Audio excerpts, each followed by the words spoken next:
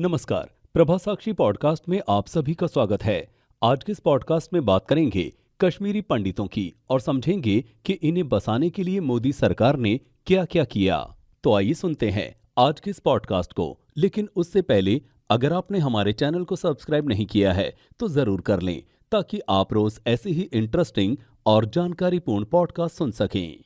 आज देश ही नहीं बल्कि दुनिया भर के हिंदुस्तानी की जुबान पर हम देखेंगे का तराना है। द कश्मीर फाइल्स अब महज एक फिल्म का नाम भर नहीं रह गया, बल्कि ये दास्तान है इस्लामिक कट्टरपंथियों द्वारा कश्मीरी पंडितों पर किए गए बर्बरतापूर्ण अत्याचारों की, जिसे देश के कथित सेक्युलर राजनीति ने हमेशा से दबाकर छिपाकर रखा और सही तथ्यों को देश के सामने आने ही नहीं दिया। लेकिन कश्मीरी हिंदुओं के नरसंहार की फाइलों पर पड़ी धूल को विवेक अग्निहोत्री की फिल्म ने हटाने का काम किया। दहशत केवल वही नहीं होती कि कोई आए, अंधाधुंध गोलियां चलाए और अगले पल आदमी ढेर हो जाएं।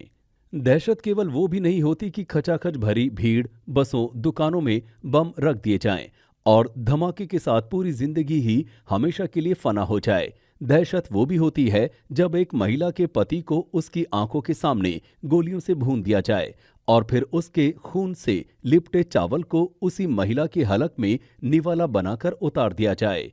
सुनने में ये बातें आपको मनगढ़ंत लग सकती हैं, लेकिन ये झूठ नहीं बल्कि शाश्वत सत्य हैं, जिसे भारत माता के मणि मुकुट कहे जाने वाले कश्मीर में अंजाम दिया गया। लोगों को मारकर पेड़ पर टांग दिया गया। बच्चों के सिर के आर पार गोलियां उतार दी गई थी। हिंदू महिला को 2 टुकड़ों में काट दिया गया। 19 जनवरी 1990 में कश्मीर घाटी में एक रात अचानक पावर कट हो गई, यानी लाइट चली गई।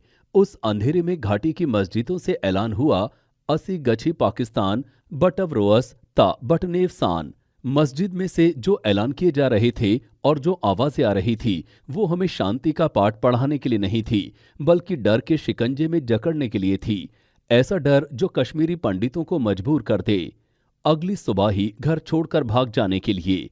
ऐसा डर जिसमें लाखों कश्मीरी पंडितों की बेबसी, उनके आंसू, उनकी चीखें और उनकी घुटन छुपी है। कल्पना कीजिए 1990 के जनवरी महीने की वो रात। कश्मीर में तो सर्दी भी बहुत होती है। माहौल में एक अजीब सी शांति थी, मानो तूफान से पहले की शांति। हजारों लोग घर के अंदर थे, इस उम्मीद के साथ कि कश्मीर में सब सही होगा। लेकिन दूसरी तरफ हजार लोग मस्जिद में थे।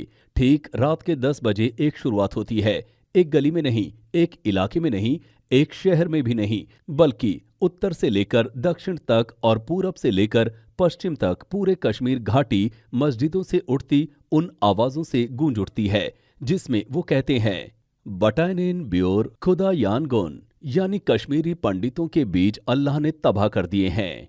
रली वेव सलीव या गली वे, यानी या तो इस्लाम में कन्वर्ट हो या फिर छोड़ के चले जाओ या फिर मार दिए जाओगे। अगर इससे भी रूह नहीं कांपी तो आगे वे कहते हैं, दिल में रखो अल्लाह का खौफ, हाथों में रखो क्लासनिकोव। क्लासनिकोव एक प्रकार की राइफल होती है। अगर अचानक ही आपको ये सब सुनने को मिले कि कश्मीर को पाकिस्तान बनाएंगे, वो भी पंडितों के बिना, लेकिन उनकी महिलाओं के साथ, आपकी रूह नहीं कांप जाएगी? सोचिए उन कश्मीरी पंडितों के साथ क्या हुआ होगा। उनके डर को महसूस कीजिए, माथे पर आते पसीने के बारे में सोचिए। ऐसे में आज हम आपको बताते हैं कि 1990 में हुई इस घटना में कितने कश्मीरी पंडितों को कश्मीर से बाहर निकाला गया और कितने पंडितों को फिर से विस्थापित किया गया। इसके साथ ही बताएंगे कि सरकार के अब तक के दावे और कश्मीरी पंडितों की मांगे क्या-क्या हैं। 19 जनवरी की रात के बाद चीजें कैसी बदली। 19 जनवरी 1990 को वो दिन जब कट्टरपंथियों ने ये ऐलान कर दिया कि कश्मीरी पंडित काफिर हैं, वो या तो कश्मीर छोड़कर चले जाएं या फिर इस्लाम कबूल कर लें, नहीं तो उन्हें जान से मार दिया जाएगा। कट्टरपंथियों ने कश्मीरी पंडितों के घरों की पहचान करने को कहा ताकि वो योजनाबद्ध तरीके से उन्हें निशाना बना सकें। इसी दौरान बड़े पैमाने पर कश्मीर में हिंदू अधिकारियों, बुद्धिजीवियों, कारोबारियों और दूसरे बड़े लोगों की हत्याएं शुरू हो गई। 4 जनवरी 1990 को उर्दू अखबार आफ्ताब में हिजबुल मुजाहिदीन ने छपवाया कि सारे पंडित कश्मीर की घाटी छोड़ दें। अखबार अल सफा ने इसी चीज को दोबारा छापा। चौराहों और मस्जिदों में लाउडस्पीकर लगाकर कहा जाने लगा कि पंडित यहां से चले जाएं, नहीं तो बुरा होगा। इसके बाद लोग लगातार हत्याएं और रेप करने लगे। नारे लगने लगे कि पंडितों यहां से भाग जाओ, पर अपनी औरतों को यहीं छोड़ जाओ। असी गछे पाकिस्तान बटव रोयस ता बटनेव सान। हमें पाकिस्तान चाहिए पंडितों के बगैर, पर उनकी औरतों के साथ। एक आतंकवादी बिट्टा कराटे ने अकेले 20 लोगों को मारा था। इस बात को वो बड़े घमंड से सुनाया करता था। Jammu Kashmir liberation front in सारी घटनाओं में सबसे आगे था। हालात ये हो गए कि फरवरी और मार्च 1990 के 2 महीनों में 1,60,000 कश्मीरी पंडितों को जिंदगी की आरजू और बहन बेटियों की आबरू बचाने के लिए घाटी से भागना पड़ा था। बड़े नाज से जिन घरों को उन्होंने बनाया और बसाया था वो अपनी जड़ों से उखड़ गए, जिसके बाद ये कश्मीरी पंडित वहां से भागकर जम्मू, दिल्ली और देश के दूसरे हिस्सों में आ गए, जहां उन्हें राहत कैंपों में रहना पड़ा। ये आंकड़ा बहुत ही चौंकाने वाला है कि कश्मीर से करीब 4 लाख कश्मीरी पंडितों को उनके घरों से भागने के लिए मजबूर कर दिया गया।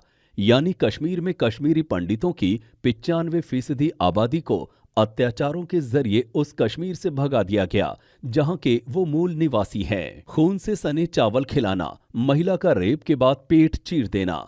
कश्मीर घाटी में हिंदुओं की हत्या का सिलसिला 1989 से ही शुरू हो चुका था। सबसे पहले पंडित टीका लाल टपलू की हत्या की गई।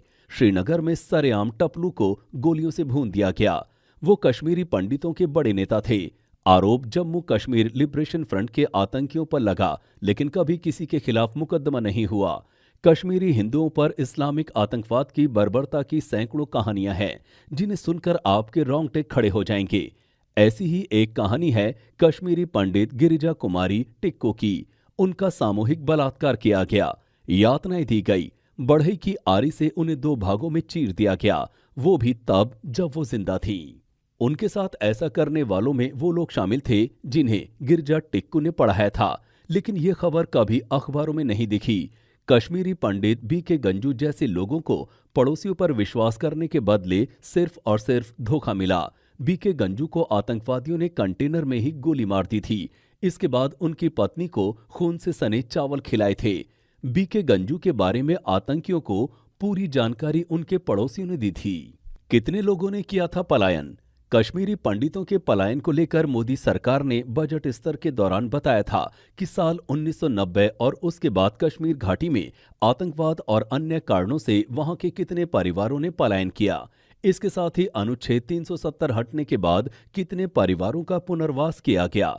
गृह मंत्रालय की तरफ से कहा गया कि 44,684 कश्मीरी विस्थापित परिवार राहत और पुनर्वास आयुक्त जम्मू के कार्यालय में रजिस्टर्ड हैं। अगर उनकी संख्या की बात की जाए तो 1,54,712 व्यक्ति हैं। अनुच्छेद 370 हटने के बाद आया बदलाव। 610 की संपत्तियां की गई वापस। सरकार ने कहा कि 1980 और 1990 के दशक में आतंकवाद बढ़ने के कारण जम्मू कश्मीर छोड़कर गए कश्मीरी पंडितों में से 610 को उनकी संपत्तियां वापस कर दी गई हैं। गृह राज्य मंत्री नित्यानंद राय ने एक प्रश्न के लिखित उत्तर में राज्यसभा को ये जानकारी दी। उन्होंने बताया कि प्रधानमंत्री विकास पैकेज 2015 के तहत 1,080 करोड़ रुपए के परिव्यय से 3,000 सरकारी नौकरियों का कश्मीरी विस्थापितों के लिए सृजन किया गया। उन्होंने कहा कि जम्मू कश्मीर सरकार ने प्रधानमंत्री विकास पैकेज 2015 के तहत 1,739 विस्थापितों की नियुक्ति कर दी है तथा 1,098 अतिरिक्त विस्थापितों का चयन किया गया है। राय ने कहा कि जम्मू कश्मीर सरकार द्वारा मुहैया कराई गई सूचना के अनुसार पिछले 5 साल में 610 आवेदकों विस्थापितों की भूमि को बहाल कर दिया गया है। उन्होंने कहा कि जम्मू कश्मीर विस्थापित अचल संपत्ति संरक्षण, सुरक्षा एवं हताशा में बिक्री निषेध कानून 1997 के तहत संबंधित जिलों के जिलाधिकारी विस्थापितों की अचल संपत्ति के कानूनी संरक्षक होते हैं। जम्मू कश्मीर में करीब 1700 कश्मीरी पंडितों की नियुक्ति की गई। सरकार ने राज्यसभा में कहा कि संविधान का अनुच्छेद 370 निरस्त किए जाने के बाद जम्मू कश्मीर सरकार ने विभिन्न विभागों में करीब 1700 कश्मीरी पंडितों की नियुक्ति की। गृह राज्य मंत्री नित्यानंद राय ने एक सवाल के लिखित जवाब में उच्च सदन को ये जानकारी दी। उन्होंने कहा कि कश्मीर विस्थापित परिवारों के पुनर्वास के मकसद से जम्मू कश्मीर सरकार ने 5 अगस्त 2019 के बाद से 1697 कश्मीरी पंडितों की नियुक्ति की है और इस संबंध में अतिरिक्त 1,140 लोगों का चयन किया गया है। घर की व्यवस्था। कश्मीरी पंडितों के लिए नौकरी के साथ घर की भी व्यवस्था की जा रही है। जिसके तहत फिलहाल कश्मीर में 920 करोड़ रुपए की लागत से 6000 ट्रांजिट घर बनाए जा रहे हैं। सरकारी नौकरियों में कश्मीरी पंडितों की संख्या में इजाफे के साथ ही उन्हें ये जगह दी जाएंगी। जिन 19 जगहों पर फ्लैट बनाए जा रहे हैं उनमें बांदीपोरा, बारामूला, बड़गाम समेत कई जगह शामिल हैं। इसके साथ ही अस्थायी व्यवस्था के तौर पर सरकार ने लौटे लोगों के लिए 1025 शेल्टर बनाए हैं। कश्मीरी पंडितों की क्या है मांगे? कश्मीरी पंडितों ने बजट पेश होने से पहले मांग की थी कि केंद्र शासित प्रदेश के सालाना बजट में से 2.5% को प्रवासियों के पुनर्वास के लिए खर्च किया जाना चाहिए। इसके साथ ही उनकी मांग थी कि भारत सरकार कश्मीरी पंडितों के पुनर्वास नीति को सामने लाना चाहिए। डोमिसाइल सर्टिफिकेट जारी किया जाना चाहिए जिससे उन्हें घाटी में अपना हक मिल सके। परिवारों ने मिलने वाली राशि को भी 13,000 से बढ़ाकर 25,000 करने की मांग उठाई। आज के लिए इतना ही। अगले पॉडकास्ट में किसी और मुद्दे पर देंगे आपको विस्तृत जानकारी। तब तक के लिए जुड़े रहें प्रभात साक्षी के साथ।